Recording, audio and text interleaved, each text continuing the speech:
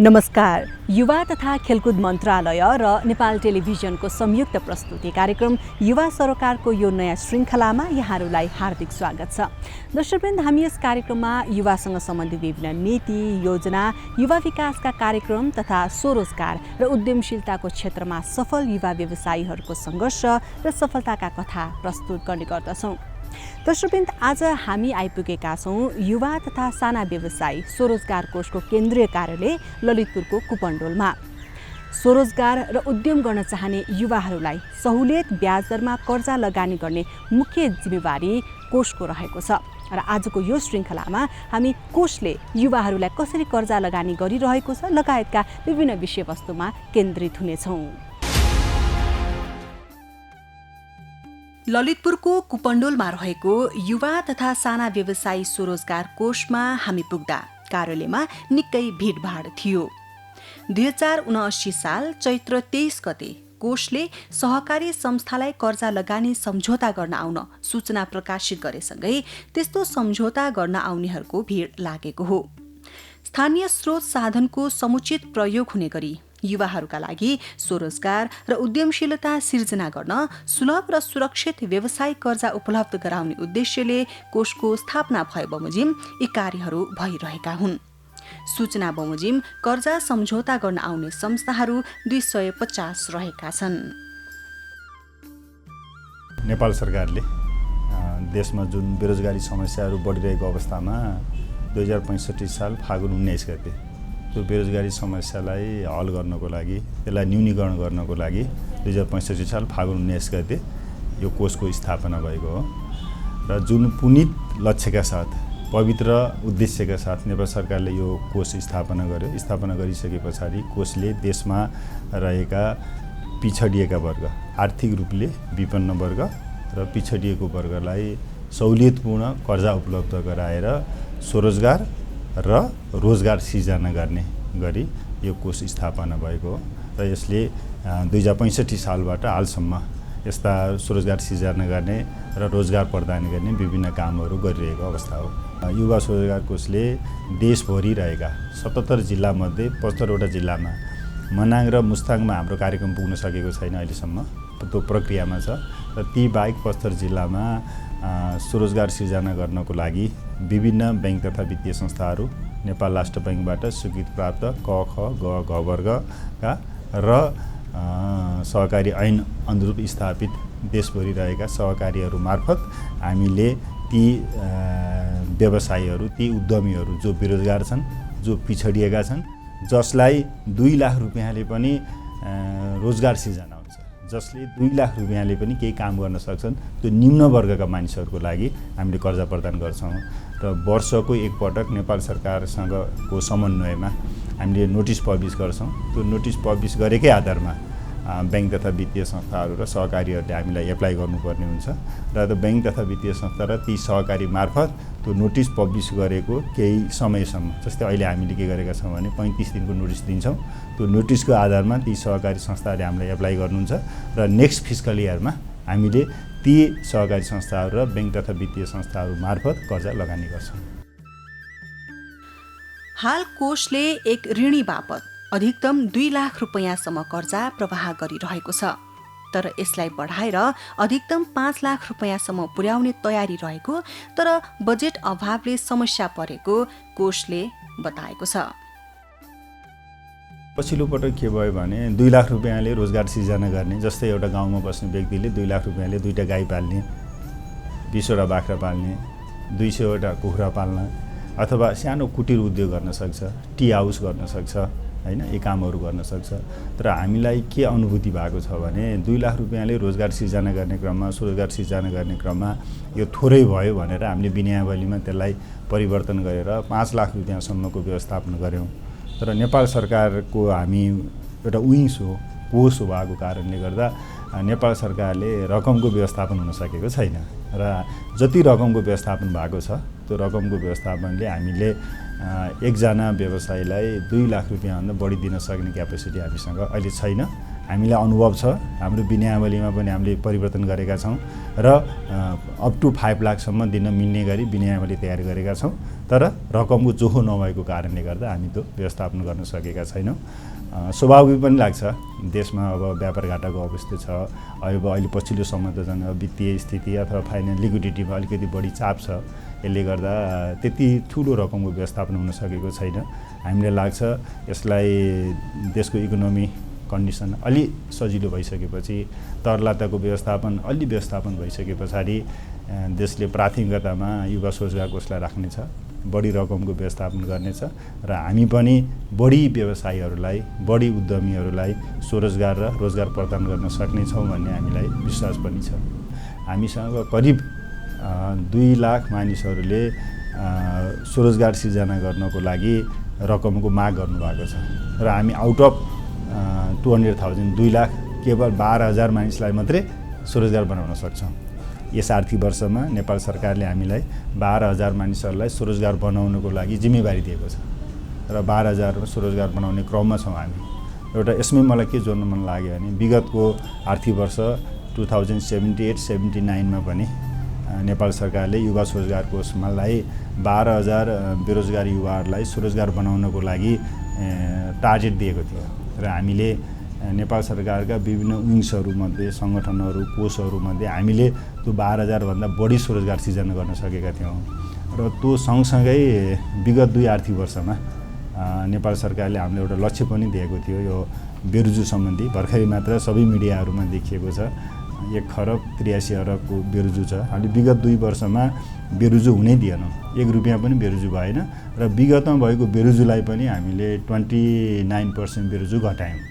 यसले गर्दा यो मैले किन जोडेको भने युवा स्वरोजगार कोषलाई अलि बढी स्रोत र साधनयुक्त बनाउन सक्यो भने हामीले अलि बढी रिसोर्स मोबिलाइज गर्न सकेको अवस्थामा हामी बढी व्यक्तिहरूलाई यो स्वरोजगारको माध्यममा अथवा उनीहरूलाई रोजगार प्रदान गर्ने गरी त्यसमा पनि फेरि प्रोडक्सन बेस, हामीहरूको लगानी धेरै जसो प्रोडक्सन बेस हुन्छ र हामीले गर्ने लगानीमा त्यो कृषि एग्रो बेस इन्डस्ट्रीहरू हुन्छ नि, जस्तै अब सानो कुखुराहरू पाल्ने, पशुपालनहरू अथवा तरकारी खेतीहरू गर्ने, गाउँमा बसेर सानो कुटीर उद्योगहरू चलाउने, हैन, सानो सिलाइ बुनाइहरू गर्ने, त्यस्तो कामहरू हामीले गर्छौँ जसले आयातलाई प्रतिस्थापन गर्ने र निर्यातलाई प्रवर्धन गर्ने काम हामीले गरेका छौँ।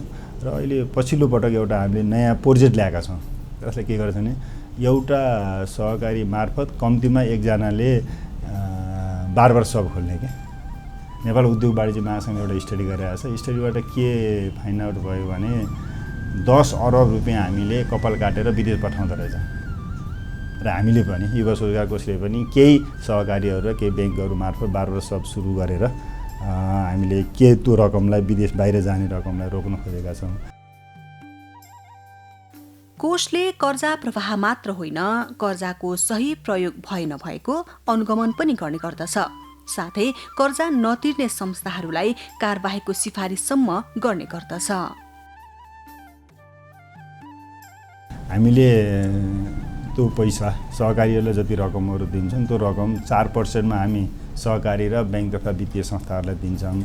उनीहरूले 8%मा लगानी गर्छ र 8%मा लगानी गरिसके पछाडि त्यसको 60% इन्ट्रेस्ट सब्सिडी नेपाल सरकारले दिन्छ। ब्याज अनुदान 60% नेपाल सरकारले दिन्छ र त्यो पनि के हुन्छ भने रकम तिरिसके पछाडि ती व्यवसायीहरू, ती उद्यमीहरू, ती बेरोजगारहरूले युवा स्वरोजगार कोषमा पैसा बुझाइसकेपछि मात्र उनीहरूले के पाउँछन्, ब्याजमा छुट पाउँछन्। यसले गर्दा हाम्रो लगानी सुरक्षित छ। अहिलेसम्म नेपाल सरकारले दिएको पैसामा 85 करोड रुपियाँ अर्निङ गरेर कमाएर नेपाल सरकारको राजस्वमा दर्ता गरेर जम्मा गरेका छौँ। यसले के देखिन्छ भने स्वरोजगार सिर्जना गर्ने क्रममा सहुलियतपूर्ण दरमा कर्जा उपलब्ध गराउने र त्यसको रिकभरीलाई अलि बढी प्रेसर गरेर कृषिमा लगानी होस् अथवा उद्योगमा लगानी होस् अथवा कुटीर क्षेत्रहरूमा लगानी होस् र बाँकी रकम मात्र ट्रेडिङमा व्यापारमा नि गर्न त मिल्छ, तर त्यसको प्रतिशत के हुन्छ भने थोरै हुन्छ। मिनिमम 60% उत्पादनमा लगानी गर्नुपर्ने हुन्छ हाम्रो लगानीको रकम। युवा स्वरोजगार कोषले यो पछिल्लो पटक जति अनुगमन गरेको छ अलि प्रभावकारी रूपमा अनुगमन गरेको छ। म उदाहरण दिन्छु, म यस कोषमा आएको करिब 20 महिना भयो। 20 महिनामा पहिलो पटक कर्जा नतिर्ने ऋणीहरूको नाम हामीले पब्लिस गऱ्यौँ सहकारीहरूको नाम पब्लिस गऱ्यौँ। त्यसरी नाम पब्लिस अनुमोदन गरेर अनुमोदन गर्ने क्रममा सही ठाउँमा उपयोग नगरेका सहकारीहरू र कति व्यक्तिहरूको अब करिब 2-3% लोनहरू मिसयुज गरेको अवस्थामा हामीले उनीहरूलाई कारबाही गर्नको लागि अनुगमनका विभिन्न प्रक्रियाहरू युवा स्वरोजगार कोषबाट गरिने अनुगमन प्रत्येक जिल्लामा हाम्रो कर्मचारीहरू हुन्छ। सबै जिल्लामा 75वटै जिल्लामा एक एकजना कर्मचारी हुन्छ। उनीहरूबाट पनि हामी अनुगमन गर्छौँ र हामीलाई अनुगमन गर्ने निकाय छ युवा तथा खेलकुद मन्त्रालय र राष्ट्रिय योजना आयोग, उनीहरूले पनि हामीलाई अनुगमन गर्छ र अनुगमनको पार्टलाई यहाँले भनेकै चाहिँ जुन लेभलको अनुगमन अहिले छ यसलाई अलि प्रभावकारी बनाउने, असुलीलाई अझ बढी प्रभावकारी बनाउने र सही ठाउँमा लक्षित ठाउँमा कर्जाको उपयोग गरेर स्वरोजगार सिर्जना गर्नको लागि अझ बढी गर्नुपर्ने आवश्यकता भने मैले महसुस गरेको छु। यता कोषसँग कर्जा प्रवाहको सम्झौता गरेका सहकारी संस्थाहरू आफ्नो जिल्ला पुगेर आवेदन प्राप्त व्यक्ति तथा संस्थालाई कर्जा प्रदान गर्ने तयारीमा छन्। स्वरोजगार कोषमा हामीले अप्लिकेसन दिएका चाहिँ थियौँ होइन।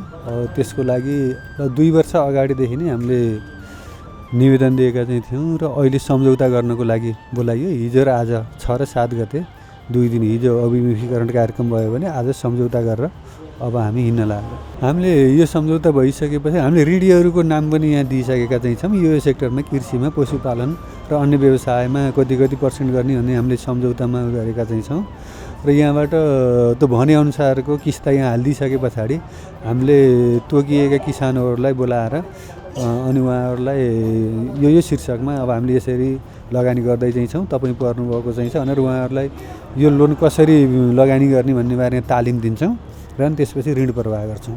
टोटल 42 महिनामा हामीले चुक्ता गर्नुपर्ने चाहिँ हुन्छ। 3 वर्ष किस्ता हो र 6 महिनासम्म यो 6 महिनाको जुन यो तयारी यसले गर्दाखेरि टोटल 42 महिनामा सम्झौता गरेको 42 महिनामा सम्झौता गरेको भन्दा पनि सायद यो हाम्रो किस्ता जब चाहिँ जान्छ नि त्यो गएको 42 महिनामा हामीले चुक्ता गर्नुपर्ने हुन्छ।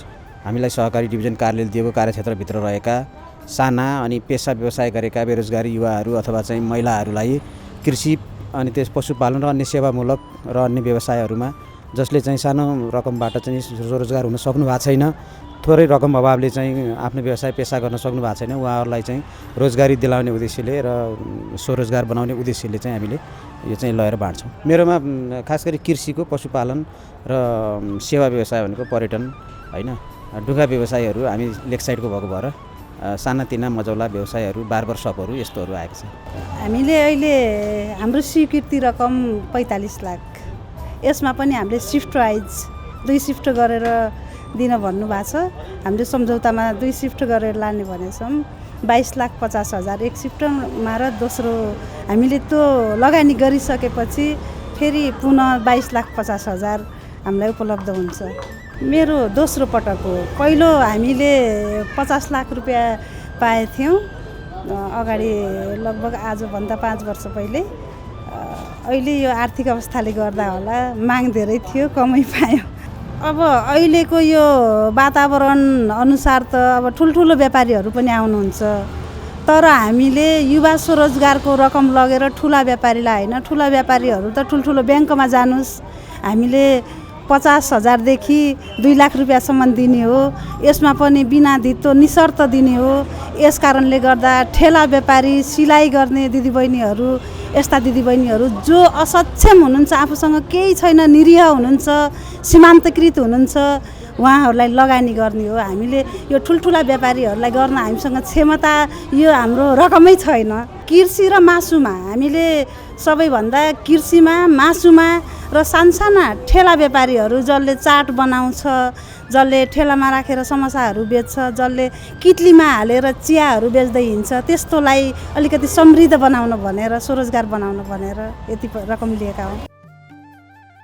आफूले उत्पादन गरेको कृषि उपज तथा सामानहरू राज्यले खरिद गरी बजारीकरणको जिम्मा लिनुपर्ने युवा कृषक तथा उद्यमीको माग तथा गुनासोका बीच कोष पनि यो कुरामा सहमत रहेको छ।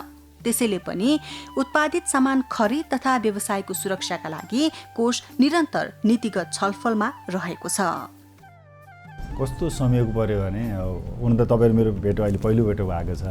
तपाईँले जे कुरा राख्नुभयो यो कुरो मैले मन्त्रालयमा युवा तथा खेलकुद मन्त्रालय र प्रधानमन्त्रीको कार्यालयमा हाम्रो कार्यालय प्रमुखहरूको कार्यकारी निर्देशकहरूको मिटिङ भएको थियो।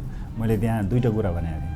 एउटा कुरा तपाईँले अहिले जे भन्नुभयो त्यसको सार त्यो हो कि किसानहरूले जुन वस्तु तथा सेवाहरू उत्पादन गर्छ, उत्पादन गरेको वस्तु हामीले बाइ गरिदिने ग्यारेन्टी लिइदियो भने उनीहरूले यो 4 खरब हामीले जुन कृषिजन्य पदार्थको आयात गरेका छौँ नि, यसको मलाई लाग्छ मेरो अनुमानमा मैले मेरो स्टडीमा 50% जति त्यो आयात घट्न सक्छ भन्ने मलाई लागेको छ। र त्यसको सोलुसन पनि मैले दिएको थिएँ। तपाईँले भनेको चाहिँ अब ती व्यवसायीहरू किसानहरू जसले उत्पादन गरेको वस्तुहरू एउटा बजार मूल्यमा खरिद गरिदिने, नेपाल सरकारले तोकेको मूल्यमा खरिद गरिने जिम्मेवारी हामीले लिनु पर्यो र 753वटै लोकल बडीहरूलाई परिचालन गरौँ र यो काम गरौँ भनेर मैले मन्त्रालय, राष्ट्रिय योजना आयोग र प्रधानमन्त्रीको कार्यालयको मिटिङमा पनि मैले कुरा राखेको थिएँ। तपाईँले जो कुरा राख्नुभयो त्यसमा थोरै स्टडी पनि भएको छ अहिले। र अहिले एउटा कुरो यो, अर्को कुरो मैले त्यहाँ के भनेको थिएँ भने सीमादरबार र नेपाल सरकारका कर्मचारीहरूले जुन किसिमको सर्भिस डेलिभर गरिराखिएको छ नि, यो सर्भिस डेलिभरी गर्ने तरिका भएन। म त कन्भिन्स छैन। म अब करिब 24-25 वर्ष ब्याङ्किङ इन्डस्ट्रीमा काम गरेर म यता आएको भएर होला। यो सर्भिस डेलिभरी स्टाइलमा हामीले अलिकति चेन्ज गरौँ, यो दुईवटा कुरा गर्न सकियो भने धेरै कामहरू हुनसक्छ भनेर मैले भनेको थिएँ। र अर्को तपाईँले भनेकै चाहिँ किसानहरूले अथवा ऋणीहरूले उद्यमीहरूले उत्पादन गरेको वस्तु तथा सेवाहरू खरिद गर्ने बाइ ग्यारेन्टी गरौँ भनेर मैले त्यहाँ भनेको थिएँ र सोलुसन पनि दिएको थिएँ कसरी गर्ने त भनेर। अब अहिले के गरेछ भने रोजगारको हक सम्बन्धी ऐन 2075 त्यसले के व्यवस्था गरेको छ भने 753वटै स्थानीय निकायहरूमा रोजगार केन्द्रको स्थापना गर्ने र प्रत्येक रोजगार केन्द्रले आफ्नो स्थानीय निकायमा भएका बेरोजगारहरूको उसको सूचीकरण गर्ने, उसको त्यो नम्बरहरू आफ्नो स्थानीय केन्द्रमा कति बेरोजगारीहरू छन् सूचीकरण गर्ने र 100 दिनको रोजगारीको ग्यारेन्टी दिने गरी रोजगारको हक सम्बन्धी ऐन 2075मा त्यो व्यवस्था गरिएको छ। त्यसैले गर्दा अहिले नेपाल सरकारले प्रधानमन्त्री रोजगार कार्यक्रम ल्याएको त्यसले गर्दा हो। मैले के भनेको थिएँ भने यसलाई उपयोग गरेर प्रत्येक स्थानीय तहमा रोजगार केन्द्र छ, त्यसलाई उपयोग गरेर एकजना कर्मचारी थप दिएर के गरौँ त किसानहरूले अथवा ती व्यक्तिहरूले उत्पादन गरेका वस्तु केन्द्रहरू यसलाई उनीहरूले किनिदिने ग्यारेन्टी गरिदिने बाइ गरिदिने ग्यारेन्टी गरौँ, यो गर्न सकिन्छ भनेर मैले त्यहाँ भनेको थिएँ। त्यसपछि लगत्तै सरकार चेन्ज भयो।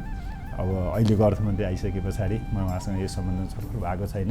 तर म के कुरामा कन्भिन्स छु भने तपाईँले भनेकै जस्तै गरी हामीले किसानहरूले उत्पादन गरेका वस्तु तथा सेवाहरू खरिद गरिदिन सक्यो भने 200 अरब 2 खरब रुपियाँ बराबरको कृषिजन्य पदार्थको आयातलाई प्रतिस्थापन गर्न सकिन्छ भन्ने मलाई लाग्छ। र त्यसमा कतै न कतैबाट हामीसँग 75 जिल्लामा हाम्रो विङ छ र हामीले पनि त्यो वस्तुहरू हाम्रा व्यवसायीहरूले हाम्रा उद्यमीहरूले उत्पादन गरेका वस्तु तथा सेवाहरू खरिद गरिदिने गरी हामीले पनि फङ्सनिङ गर्न सक्छौँ भन्ने कुरो मलाई लाग्छ। ती यो अप्ठ्यारो परेको अवस्थामा ती व्यवसायीहरूलाई उद्यमीहरूलाई नेपाल सरकारको तर्फबाट जति सहयोग हुनुपर्थ्यो नि, उनीहरूको लागि जति सपोर्ट गर्नुपर्थ्यो नि, त्यो सपोर्ट नेपाल सरकारले गर्न नसकेको भन्ने मलाई लाग्छ। उदाहरणको रूपमा अब कुनै पनि कारोबार गर्ने व्यवसायीहरू उत्पादन गर्ने व्यवसायीहरू उद्यमीहरूले के हुन्छ भने आफ्नो कारोबारको क्रममा यस्तो किसिमको सक्सहरू आउन सक्छ, यस्तो किसिमको अप्ठ्यारो परिस्थितिहरू आउन सक्छ। यो अहिलेसम्म जुन अप्ठ्यारो परिस्थिति आयो नि भोलि अब आउँदैन भन्ने छैन। भोलि पनि भूकम्प आउन सक्छ, भोलि पनि कुनै त्यस्ता किसिमका महामारी रोगहरू आउन सक्छन्, भोलि अन्तर्राष्ट्रिय रूपमा आर्थिक मन्दी हुनसक्छ र हामीले त्यो सक्सलाई अब्जर्भ गर्नको लागि के अथवा बिजनेसमा यस्तो किसिमको अप एन्ड डाउन आउन सक्छ, त्यसलाई म्यानेज गर्नको लागि हामीले बुक्स अफ एकाउन्ट हिसाब किताबहरू राम्रोसँग राख्ने र त्यसो सक्स आएको बेलामा काम गर्ने गरी रिजर्भहरूको सङ्कलन गर्ने गरी त्यो गर्नुपर्ने हुन्छ र रिस्क पनि त लिनु पऱ्यो नि व्यवसायहरूले व्यवसाय सञ्चालन गर्ने क्रममा। त्यो एकातिर पक्ष छ। अर्कोतिर के छ भने सरकारले पनि ती व्यवसायहरूलाई यस्तो अप्ठ्यारो परेको समयमा होइन नेसन्स इकोनोमी त निजी क्षेत्रको कन्ट्रिब्युसन त नियर अबाउट 80% देखियो छ होइन। 80% इकोनोमीमा रोल प्ले गर्ने ती व्यवसायीहरू र त्यसमा पनि सबैभन्दा धेरै मझौला र साना व्यवसायीहरू। अब यस्तो समस्यामा ती साना व्यवसायी र मझौला व्यवसायीहरूलाई अलिक धेरै समस्याहरू परेको हुन्छ यस्तो ठुला व्यवसायीहरू भन्दा। र तिनीहरूलाई हेर्नको लागि छुट्टै नीति ल्याएर सेन्ट्रल ब्याङ्कले ल्याउने मोनिटरी पोलिसी, सरकार आफैले ल्याउने फिस्कल पोलिसीमा उनीहरूलाई सम्बोधन हुनुपर्छ भन्ने मलाई लाग्छ। यो क्रममा हामी युवा स्वरोजगार कोषले पनि हामी मार्फत कर्जा लिएर अलि 91,543 जना व्यक्तिहरू स्वरोजगार भएको अवस्था छ। र करिब 85,000 पिपलहरू रोजगार भएको अवस्था छ र उनीहरूलाई यस्तो अप्ठ्यारो परिस्थितिमा सहयोग हामीले पनि हाम्रो पक्षबाट विभिन्न कामहरूबाट इन्सुरेन्स गर्ने विदाउट कस्ट हामीले इन्सुरेन्स गरिदिने हैन, त्यसपछि व्यवस्थापन शुल्क सर्भिस चार्ज म्यानेजमेन्ट फीहरू नलिने ती सर्भिसहरू नै हामीले उपलब्ध गराएका छौँ। सुरुमा उत्साही भएर व्यवसाय सुरु गर्ने तर बीचमा विभिन्न कारणले व्यवसाय बीचमै छाड्ने वा विदेश पलायन हुने युवाहरू पनि नभएका होइनन्। हो, त्यस्ता युवाहरूका लागि राज्यले सोच्न पर्ने कोषको भनाइ छ। हामीले अब 95,413 हैन 95,000 मानिसहरूलाई स्वरोजगार बनायौँ, तर उनीहरू स्वरोजगारमा धेरैजसो मानिसहरूले त त्यही पेसा व्यवसायमा हुनुहुन्छ, तर केही मानिसहरू कस्तो छ भने त्यो पेसा व्यवसाय छोडेर अरू पेसा व्यवसायहरू सम्हाल्ने र त्यहाँ पनि नभएर ती मानिसहरूले फेरि विदेश जाने र केही 5-7% मान्छे त कस्तो देखियो भने 2-4 वर्ष उहाँलाई नेपालमा हामीले भुलाउन सकियो र त्यसपछि उनीहरू फेरि विदेश गएको अवस्था पनि छ। तर हामीले जति मानिसहरूलाई स्वरोजगार बनायौँ ती मानिसहरूलाई सस्टेन गर्नको लागि मलाई लाग्छ नियर अबाउट 70% मानिसहरू मात्र उनीहरू सस्टेन छ। मेरो अरू 30% मान्छेहरू त्यो पेसा व्यवसाय छोडेर बसेको अवस्था छ। यो स्टडी हामीले गरेको स्टडी होइन, मन्त्रालय र राष्ट्रिय योजना आयोगमा युवा तथा खेलकुद मन्त्रालय र राष्ट्रिय योजना आयोगले गरेको स्टडीबाट यो देखिन्छ। यसले गर्दा के सोच्नुपर्ने आवश्यकता हामीलाई छ भने हामीले आफ्नो उद्देश्य प्राप्ति गर्ने क्रममा अथवा स्वरोजगार सिर्जना गर्ने क्रममा ती व्यक्तिहरूलाई तत्त व्यवसायमा उद्योगमा रहिरहनको लागि काम गर्नुपर्ने, उनीहरूलाई नि सपोर्ट गर्ने हुने गरी काम गर्नुपर्ने अवस्था छ। त्यसको लागि हामीले के गर्नुपर्छ त एक्स्ट्रा फाइनान्स गर्नुपर्ने आवश्यकता छ। तर हामीलाई अलिकति बाध्यता छ, सोर्सको अलिकति प्रेसर छ। हामीसँग जति रकम छ त्यो रकमले गर्दा उहाँहरूलाई एक्स्ट्रा फन्ड हामीले दिन सक्दैनौँ र उहाँहरू त्यस पछाडि ब्याङ्क वित्तीय संस्थाहरू मार्फत लिए जानुहुन्छ। यदि रकमको अलिकति व्यवस्थापन हुन सक्यो भने के हुन्छ भने कामहरू गर्दै गयो अनि गएर ठोकिन्छ रिसोर्समा, स्रोत व्यवस्थापनमा। र मलाई लाग्छ हामीले एउटा कुरा ती उद्यमीहरूलाई त्यही व्यवसायमा रहिरहनको लागि सस्टेन गर्नको लागि एक्स्ट्रा फन्डिङ गर्न सक्नुपर्ने देखिन्छ, तर हामीले एक्स्ट्रा फन्ड गर्न सकेका छैनौँ स्रोत अभावको कारणले गर्दा। नेपाल सरकारले बजेट निर्माण गर्ने क्रममा जुन स्वरोजगार र रोजगार सिर्जना गर्ने क्रममा हामीहरूसँग राय सजेसनहरू लिने गर्छ र हामी पनि कोषको तर्फबाट हामी दिने गर्छौँ।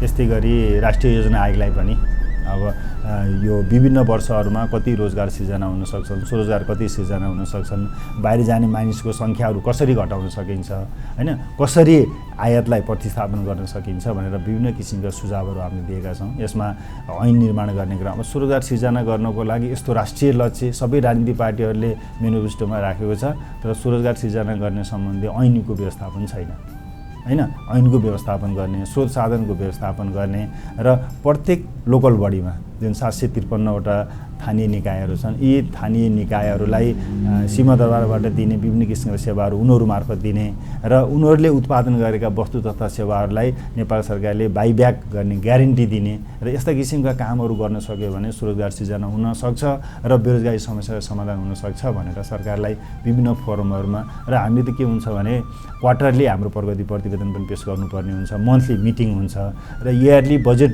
फर्मेसन गर्ने क्रममा, बजेट निर्माण गर्ने क्रममा हामीले नेपाल सरकारलाई स्वरोजगार सिर्जना गर्नको लागि, रोजगार सिर्जना गर्नको लागि यी उपायहरू छन् भनेर हामी नेपाल सरकारलाई दिन्छौँ। हामी सबै नेपाल सरकारको पोलिसीलाई हस्तक्षेप गर्न त सक्दैनौँ, तथापि हाम्रो तर्फबाट गर्न सकिने कामहरू नेपाल सरकारले दिएका हुन्छन्। करिब 5 लाख युवाहरू रोजगारीका लागि तयार हुने एक अध्ययनले देखाउँछ। युवा तथा साना व्यवसायी स्वरोजगार कोषमै पनि करिब 2 लाखले स्वरोजगार र उद्यमशीलताका लागि कर्जा माग गरेकामा 12,000लाई मात्र कर्जा प्रवाह गर्ने क्षमता राख्दछ। राष्ट्रिय योजना आयोगको सन् 2030 सम्ममा युवाहरूलाई स्वरोजगार र उद्यमी बनाउने योजना रहेको छ, तर स्रोत साधनको अभावका बीच यो सहज भने देखिँदैन।